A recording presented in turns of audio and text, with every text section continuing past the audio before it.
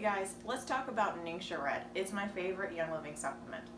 It's a wolfberry juice that's a powerhouse.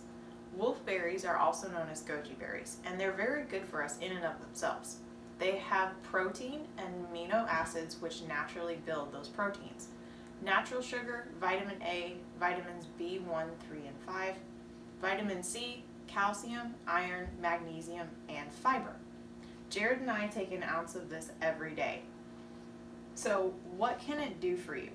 Some of the benefits are maintaining youthfulness, promoting energy, but also helping you to sleep well, maintaining healthy blood pressure and sugar, promoting healthy DNA, maintaining healthy blood, supporting your weight management, helping your visual health, supporting your immune system and memory, promoting fertility and sexual health, maintaining healthy cholesterol, promoting muscle and bone health, supporting kidney function, maintaining cardiovascular health, which is very important, maintaining liver function, and promoting healthy digestion. There's so much that this can do for us. So how do you get started with NingXia Red? Young Living has made it super simple. You can get a starter kit with 2 of these bottles, which will last the 2 of us about a month.